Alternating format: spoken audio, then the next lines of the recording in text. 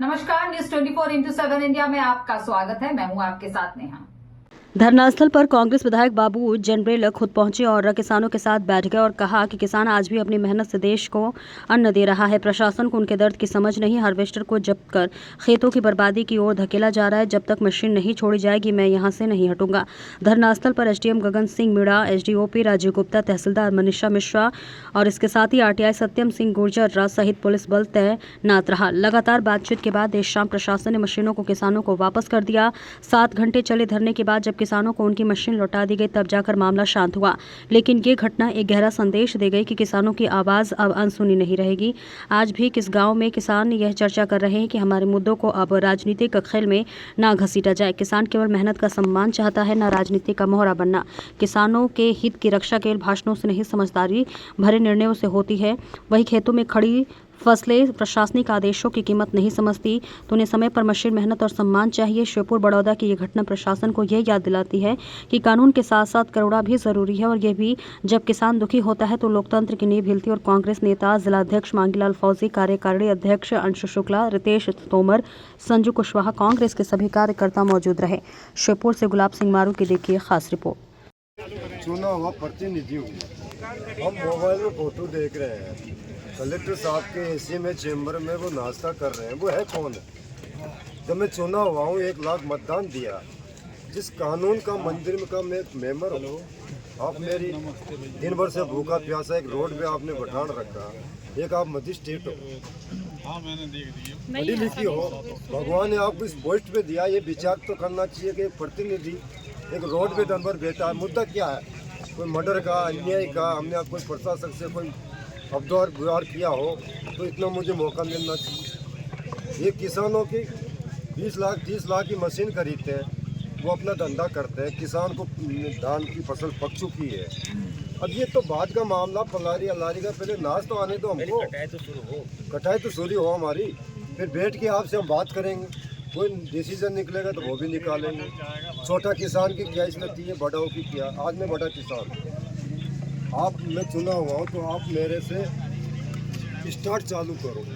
जब मेरे खेती नियोग में प्रदारी को नहीं जलाऊंगा, और मेरे 5 बीघा 2 बीघा वाला जो छोटा छोटा किसान, इनका तो अध्यक्ष हूँ, प्रतिनिधि हूँ, इनके बारे में सोचना पड़ेगा। इंदिरा जी प्रधानमंत्री जी देश के बहुत उच्च सोच थे उनका कि देश में कैसे अनाज इतना खा पैदा होगा। अगर इसी स्पीड से आबादी बढ़ी तो ऑपरेशन चला, तो उन लोगों को जिसने ऑपरेशन कराया, किसी को लोन दी, किसी को नौकरी दी, किसी को बकरी के लोन दी, धीरे धीरे जागरूक हुए। अब तुमको कहने की जरूरत ही नहीं। 2 बच्चे हुए अपना, इस बात तो हम भी जान रहे हैं। ऐसा की जमीन नहीं है, ये मेरी माता है, हमारी धरती। एक तो माँ पैदा करती है हमको, और ये हमारी जमीन माता हमको पेट करती है। हमारा बच्चे को शिक्षा दिलाती है, हम आगे बढ़ते हैं।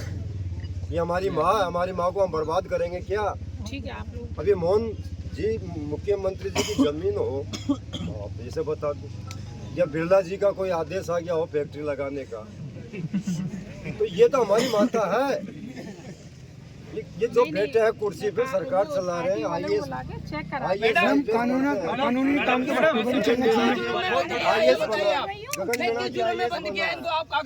तो होगा। 10 बजे से ये बताइए, हम बताए ना, अधिकारी नहीं है।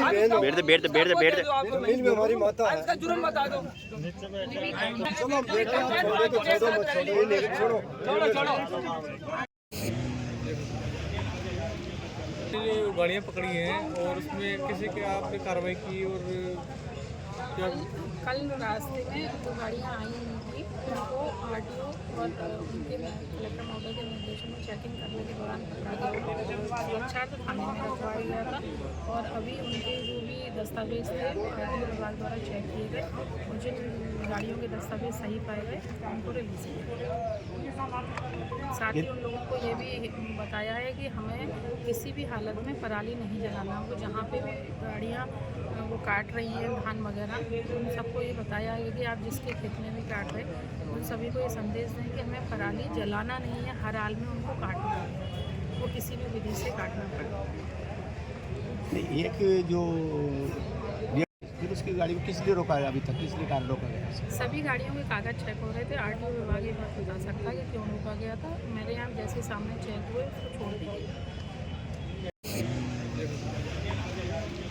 जो गाड़ियाँ पकड़ी हैं और उसमें किसी के आपने कार्रवाई की और क्या कल रास्ते में जो गाड़ियाँ आई हुई थी उनको आरटीओ और उनके कलेक्टर महोदय के निर्देशन में चेकिंग करने के दौरान पकड़ा गया। सुरक्षार्थ थाने में रखवाया गया था और अभी उनके जो भी दस्तावेज थे वो आरटीओ विभाग द्वारा चेक किए गए और जिन गाड़ियों के दस्तावेज सही पाए गए उनको रिलीज किया। साथ ही उन लोगों को ये भी बताया है कि हमें किसी भी हालत में पराली नहीं जलाना। हमको जहाँ पे भी गाड़ियाँ वो काट रही हैं धान वगैरह, उन सबको ये बताया है कि आप जिसके खेत में भी काट रहे उन सभी को ये संदेश दें कि हमें पराली जलाना नहीं है, हर हाल में उनको काटना है, वो किसी भी विधि से काटना पड़े। एक जो